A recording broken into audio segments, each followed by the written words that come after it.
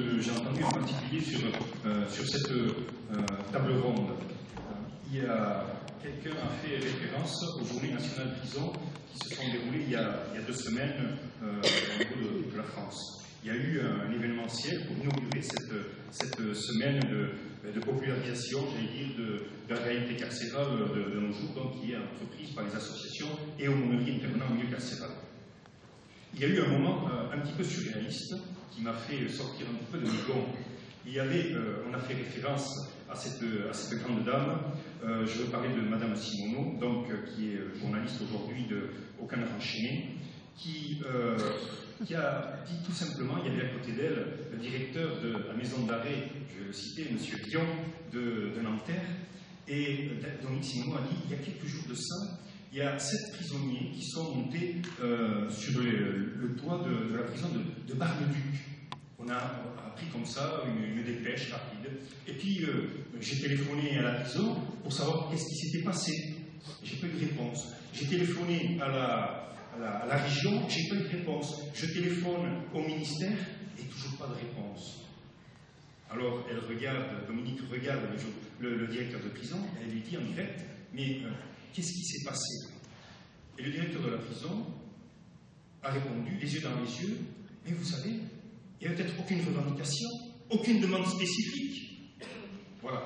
Il y a des hommes qui prennent le risque de monter sur les toits d'une prison, éventuellement d'en tomber sans passer par l'escalier.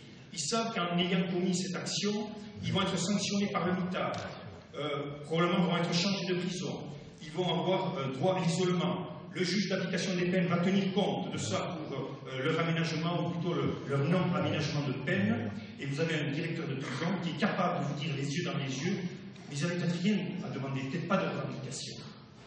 Voilà la réalité. Et je vais vous dire ce soir, quand je repartirai de notre Pays Basque, vont résonner dans mon esprit, dans mon cœur, beaucoup de choses qui ont été dites cette journée.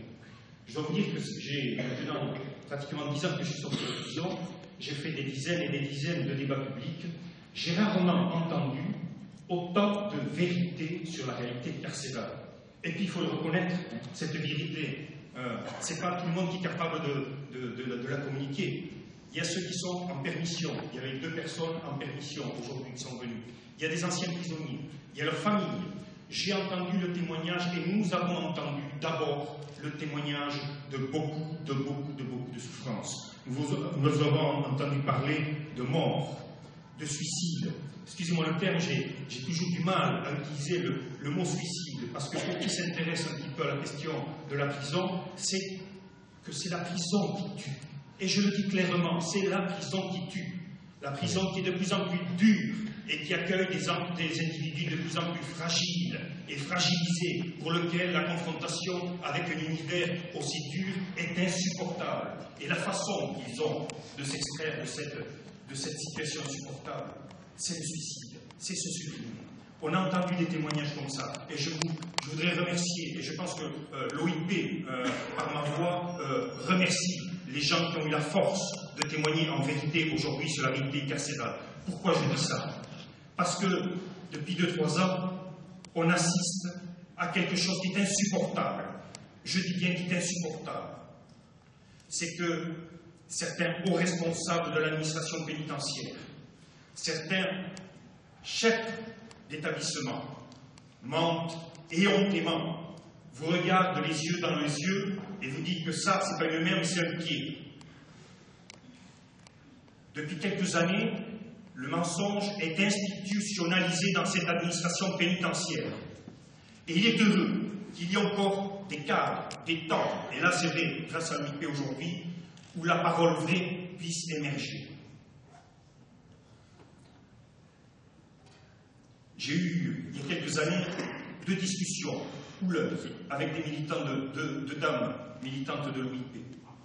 Ces 2 dames m'avaient entendu une fois dans une interview parler de la barbarie carcérale. Barbarie carcérale. Et ces dames qui ont un certain âge, qui ont connu la Seconde Guerre mondiale, m'ont dit, avec beaucoup d'affection, Gabriel, il ne faut pas que tu utilises la barbarie carcérale. Le mot barbarie appartient dans notre histoire, dans notre pays, à la Shoah, à la Deuxième Guerre mondiale. Avec tout le respect que j'ai ces personnes, je leur ai dit, je maintiens le mot barbarie carcérale. Et pourquoi? Parce que s'oppose à la notion de barbarie le mot de civilisation. Et je le dis très clairement, et beaucoup de gens de ce pays qui connaissent la prison disent qu'avec notre système carcéral, nous tournons le dos à la civilisation, tout simplement. Il a été utilisé un mot cet après-midi concernant l'action collective. Il a été fait référence au grand bouleversement qu'il y a eu après les années 74. On a fait référence aux morts, aux prisonniers qui sont tombés des toits. On a fait référence à ces semaines de violence extrême qu'il y a eu un certain nombre d'établissements pénitentiaires. On le dit, et c'est l'histoire qui nous en est juge. Les grands chamboulements dans ce pays, dans le monde des prisons, a été le fruit de la violence organisée par les prisonniers. Et nous sommes là. Et peut-être aujourd'hui, le message que l'on doit passer, c'est de dire, aujourd'hui, au début du 3e millénaire, au début de ce 21e siècle, n'y a-t-il pas une autre façon d'aller vers le progrès de civilisation que par passer par la violence systématique pour faire évoluer cette administration? La grande question, quand on parle d'expression des personnes, des individus, des communautés, c'est ça. Va-t-on arriver à avoir une relation civilisée en milieu carcéral? Va-t-on arriver à avoir un rapport d'égalité entre ceux qui portent l'autorité de l'État, l'uniforme d'administration pénitentiaire et les personnes détenues? Parce que nous sommes loin de ça aujourd'hui, de ce traitement égalitaire de personnes humaines pour lesquelles, eh bien, chacun est d'un côté d'une barricade. On a fait référence, et il a été heureux, tu l'as attrapé au vol, à ce responsable de l'ANDH de Tours, qui ont fait cette première historique, c'est-à-dire un texte rendu public dans lequel l'ensemble des associations de maisons d'arrêt de Tours ont dit « on proteste ». L'actuel surnombre de personnes détenues est inacceptable, est incompatible avec l'idée d'une prison qui serait républicaine, avec une prison qui rendrait sa mission d'aide à la réinsertion de sortants de prison. On a parlé des associations aujourd'hui. Je voudrais vous dire une chose, très clairement. L'administration pénitentiaire vous fait de plus en plus de clins d'œil depuis quelques mois. Encore là, à cette ouverture des GNCP, on a vu donc ce monsieur Villon appeler directement les représentants associatifs en leur disant « J'ai besoin de vous pour la nouvelle prison que je vais diriger dans la région parisienne. » Oui, mesdames et messieurs, bénévoles, comme vous l'avez rappelé, l'administration pénitentiaire a besoin de vous. Elle a besoin de vous. Parce qu'effectivement, vous êtes bénévoles. Parce qu'effectivement, vous avez jusqu'à présent été à l'écoute de cette administration. Le temps est venu aujourd'hui d'imposer à l'administration pénitentiaire des conditions. Et la première des conditions, c'est bien évidemment que dans chaque espace des prisons, des 194 prisons de France, la dignité de l'ensemble des personnes détenues, quoi qu'elles aient fait, et bien que ces personnes soient détenues soient respectées dans leur dignité. Et dans un second temps, bien évidemment, que l'ensemble des droits de ces personnes soient respectés. Monsieur le directeur, je ne serai pas trop long, vous avez fait référence à quelque chose qui m'a surpris. Vous avez parlé de l'histoire des établissements. Certains qui sont là depuis 40 ans, d'autres depuis je ne sais combien de décennies, d'autres qui sont depuis quelques mois ouverts.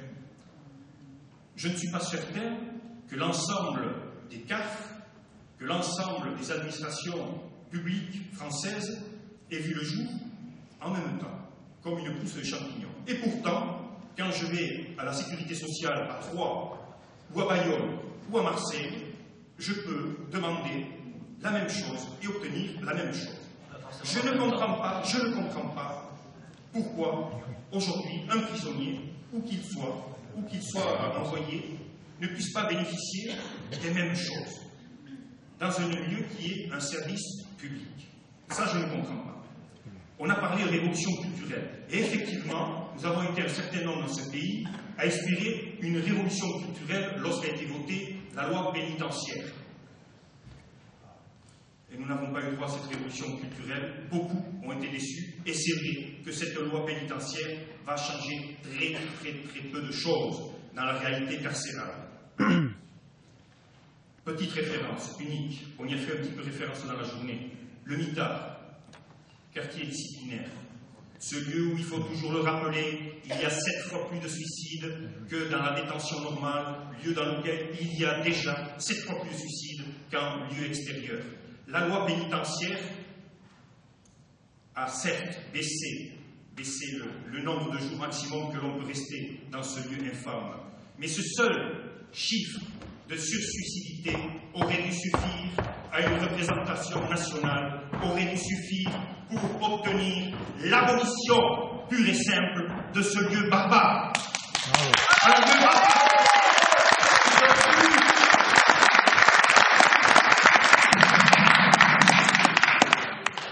Je vais continuer et terminer sur une chose. Pour vous rappeler, à vous, hommes et femmes, qui êtes membres des associations qui interviennent en milieu carcéral. Vous êtes membre du GENEPI, de l'ANVP, d'Aumônerie et de je ne sais quelle autre association. Je ne suis pas là ici pour discuter, je le fais assez par ailleurs, sur le mérite que vous avez d'apporter de l'oxygène dans un lieu aussi mortifère que la prison. Mais je voudrais vous rappeler une chose, et je ne manque jamais une rencontre avec les Français et les Françaises pour le leur dire, les yeux dans les yeux. Quand vous êtes en prison, le statut qui est le vôtre n'est pas celui de visiteur de prison, n'est pas celui de génépiste, n'est pas celui d'aumônier, d'infirmier, de docteur. Vous êtes dans cet état de droit dans la République française, vous êtes d'abord un citoyen.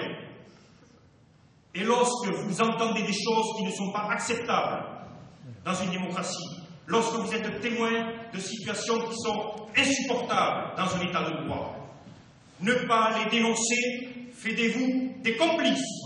N'oubliez jamais cela. Vous êtes d'abord des citoyens.